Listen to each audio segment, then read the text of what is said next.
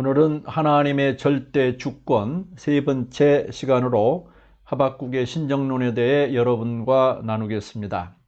저는 이정권 목사입니다. 현재 조지아에서 선교 사역을 하고 있습니다. 첫째, 선지자 하박국에 대해 살펴보겠습니다.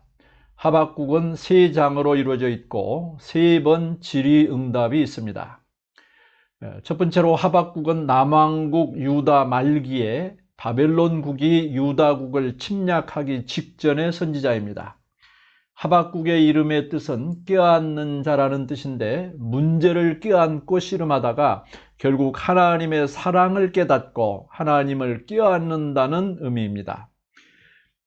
둘째, 하박국 당시의 유다 왕국은 율례와 법도를 벗어나 공정과 율법이 사라지고 불의와 겁박과 강포, 우상 숭배가 가득했던 시대입니다. 셋째, 하박국은 하나님께서 이러한 유다국을 심판하시는 것과 유다국 심판에 더 악한 바벨론을 사용하시는 것, 그 악한 바벨론도 멸망시키겠다는 하나님의 말씀을 듣고 이를 경고하고 예언하고 있습니다. 크게 둘째, 하박국 1장과 2장에 하박국과 하나님 사이에 서로 주고받는 질문과 응답을 살펴보겠습니다. 하박국은 1장과 2장에서 두 가지 질문을, 3장에서 세 번째 질문을 하고 있죠. 두 가지 질문을 제기하고 하나님은 이에 대해 답변을 주십니다. 첫째, 하박국의 하나님께 하는 첫 번째 질문은 유다 국가의 지도자들의 불의와 폭압에 대한 것입니다. 1장 2절부터 4절까지 살려달라고 부르짖어도 듣지 않으시고 폭력이다 하고 외쳐도 구해주지 않으시니 주님 언제까지 그러실 겁니까? 즉 유다 왕국이 법률과 공의도 무시하고 권력 있는 지도자들은 불의의 편에 서서 백성들을 압제하는 겁박과 불의가 만연함을 하나님께 아뢰며 도움을 간구합니다. 이에 대한 하나님의 대답은 이제 질겁할 일을 행하시겠다는 것입니다. 1장 5절부터 11절까지 이제 내가 갈대아 사람 바벨론 국가를 일으키겠다. 그들은 두렵고 무서운 백성이다. 자기들이 하는 것만이 정의라고 생각하고 자기들의 권위만을 내세우는 자들이다. 먹이를 덮치는 독수리처럼 날쌔게 날아온다. 그들은 왕들을 업신여기고 통치자들을 비웃을 것이다. 즉 폭력과 불의를 행하는 유다국의 지도자들에게 자기들이 하는 것만이 정의라고 생각하고 통치권이 자신으로부터 비롯된다고 착각하는 지도자들에게 더 큰 폭력자, 더 무서운 자들을 보내서 유다 왕들을 업신여기고 통치하는 지도자들을 비웃을 것이라고 하신 것입니다. 셋째, 하박국은 이 하나님의 답변에 대해서 1장 12절에서 17절에 두 번째 질문을 제기합니다. 1장 13절에 보면 주님께서는 악을 보시고 참지 못하시며 패역을 보고 그냥 계시지 못하시는 분입니다. 그런데 어찌하여 배신자들을 보고만 계십니까? 그리고 악한 민족이 착한 백성을 삼키어도 조용히만 계시겠습니까? 즉 율례와 법도를 배신하는 지도자들과 이 바벨론 적들을 왜 보고만 계십니까? 그리고 더 악한 민족 바벨론으로 우리 백성을 삼키게 해도 되는 것입니까? 하고 두 번째 질문을 합니다. 이에 대한 하나님의 대답은 2장 전체에 나오고 있습니다. 특히 2장 2절에서 4절에 보면 주님께서 나에게 대답하셨다. 너는 이 묵시를 기록하여라. 이 묵시는 정한 때가 되어야 이루어진다. 끝이 곧 온다. 이것은 공연한 말이 아니다. 비록 더디더라도 그때를 기다려라. 반드시 오고야 만다. 늦어지지 않을 것이다. 의인은 믿음으로 산다. 이 부분은 중요한데요. 뒤에 더 말씀드리겠습니다. 다섯째로 2장 5절부터 20절까지 보면 바벨론과 같은 정치, 경제, 사회, 문화의 당시의 유다 지도자들의 타락상을 보여주며 이러한 자들에게 화가 있고 심판이 있다는 것을 알려줍니다. 첫 번째는 부당한 경제적 관행으로 자기의 이익만 원하는 탐욕, 또 빚으로 묶어서 부당이득을 취하는 자들.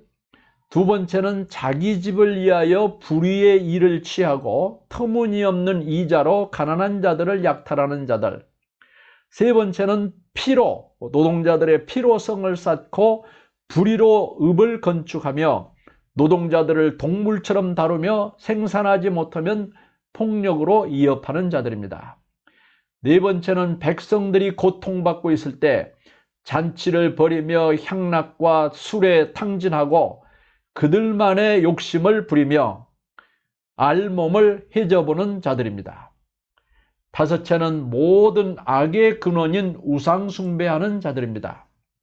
그들은 돈과 권력과 국가 안보와 우상을 자신들의 목표로 만들고 충성을 하도록 포갑을 합니다.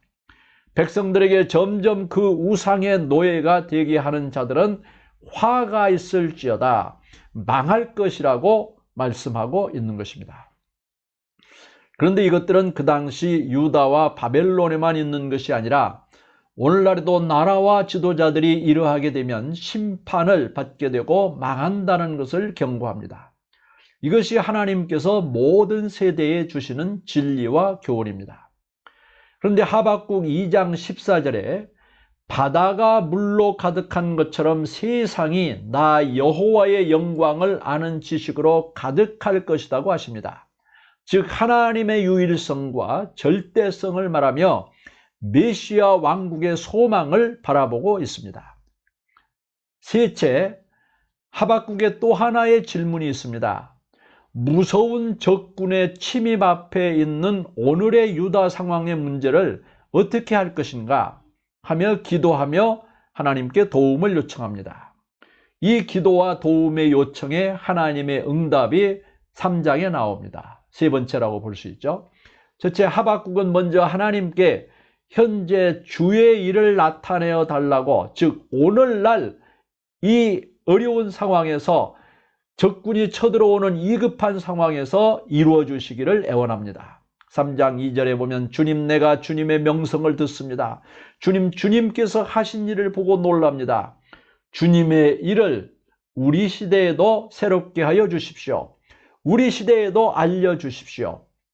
둘째, 하나님은 응답으로 하늘이 하나님의 영광으로 뒤덮이고 땅에는 찬양으로 가득한 가운데 적을 멸하시는, 즉 바벨론을 멸하시는 하나님을 보여주십니다.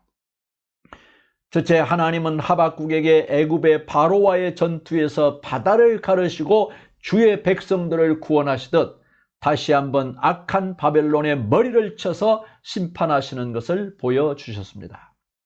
둘째, 하박국은 하나님께서 하늘과 땅과 바다를 주관하시고 재앙과 전염병으로 산과 언덕으로 말과 병거로 창과 화살로 유다의 지도자들과 바벨론의 악을 멸하시는 전능하심과 또 심판하심을 바라보았습니다. 셋째, 하나님은 결과적으로 바벨론을 대적하실 때에 유다 국가가 아닌 주의 백성과 기름 부음 받은 자를 구원하신다는 것입니다. 3장 13절에 주님께서 주님의 백성을 구원하시려고 오십니다. 친히 기름 부으신 사람을 구원하시려고 오십니다. 기름 부음 받은 자는 메시아이신 예수님을 가리키는 것으로 해석합니다. 2장 14절에 여호와의 영광이 온 세상에 충만한 메시아 왕국을 소망하는 것과 2장 20절에 나의 주는 성전에 계시다는 말씀과 연결됩니다. 넷째, 바로 이 하나님의 계시와 약속으로 인해 하박국은 소망의 찬양을 부릅니다. 하나님은 역사의 주관자요 승리자임을 알게 되니 그는 바벨론의 무서운 침략이 있을지라도 하나님의 역사하심과 언약의 약속을 믿고 오히려 기뻐하고 즐거워합니다. 넷째, 선지자 하박국의 신정론에 대해서 알아보겠습니다. 첫째로 지금까지 줄거리를 통해서 아셨겠지만 하박국의 질문에 대해서 하나님은 응답을 주셨는데 이 응답이 곧 하박국의 신정론입니다. 이 하나님의 응답을 앞에서 보았던 2장 2절에서 3절을 보면서 정리해 보겠습니다. 첫째, 하나님께서 유다의 불의한 지도자들을 심판하고 또 악한 바벨론을 멸망시키는 역사를 주관하시는데 정한 때가 있다는 것입니다. 때가 정해져 있다는 거고, 둘째, 그 정한 때는 속히 이루어진다는 것입니다. 셋째, 이것은 결코 거짓되거나 공연한 말이 아니다고 분명히 말씀합니다. 넷째, 더딜지라도 기다리라. 다섯째, 지체하지 않고 반드시 이루어진다고 하나님께서 2장 2절에서 3절에 말씀하고 있습니다. 그리고 2장 4절에 의인은 그 믿음으로 산다고 가르쳐주고 있습니다. 사실 보면 눈앞의 지금의 현실은 똑같습니다. 그러나 주님의 승리와 빛과 희망이 마음속에 임하시니까 이 역사를 악하고 힘센 지도자들이 움직이는 것이 아니라 주님께서 인도하시는 것을 알게 되니 마음속에서 기쁨과 감동과 즐거움이 샘솟으며 믿음으로 살게 되는 것입니다. 두 번째, 하박국의 신정론은 또 3장 16절부터 19절에도 나타납니다. 크고 강한 적국 바벨론의 침략의 두려움, 식량의 부족, 가뭄 등 어떤 어려움이 있을지라도 하박국은 하나님은 승리자요 역사의 주관자임을 알게 되니 오히려 기쁨과 희망이 샘솟게 됩니다.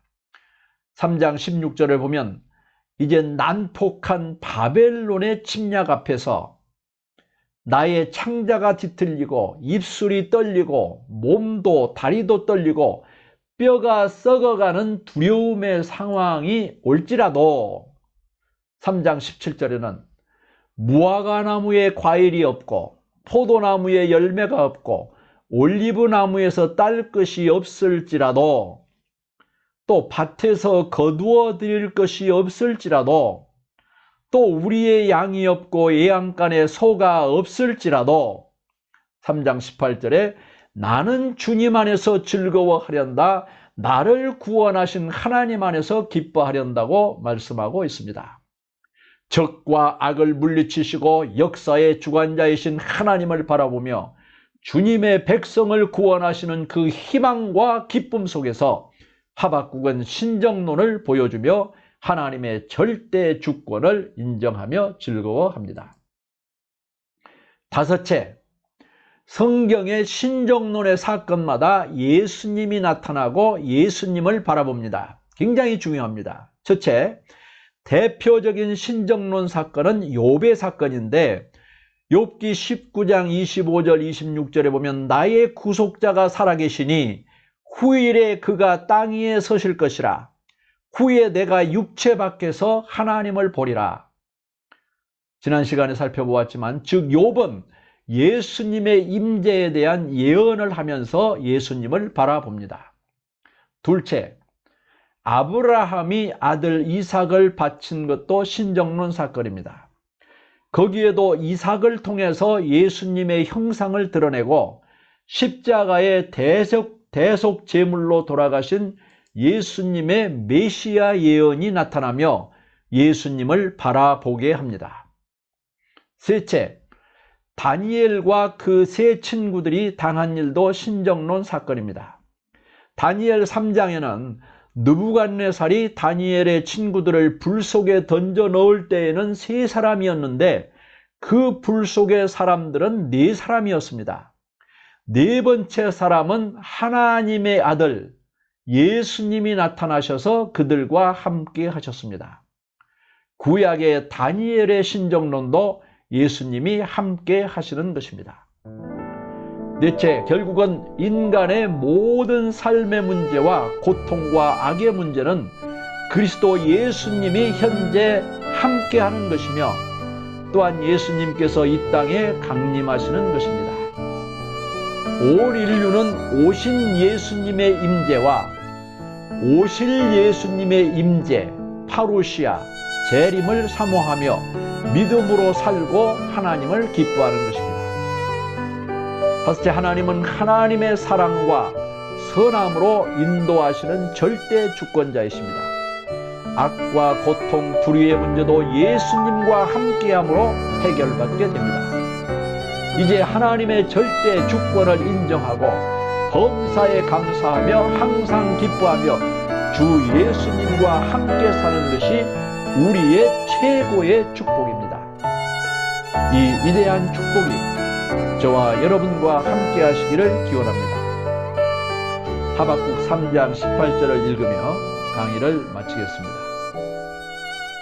나는 주님 안에서 즐거워하련다. 나를 구원하신 하나님 안에서 기뻐하련다. 감사합니다. 하나님의 축복이 함께 하시기를 바랍니다.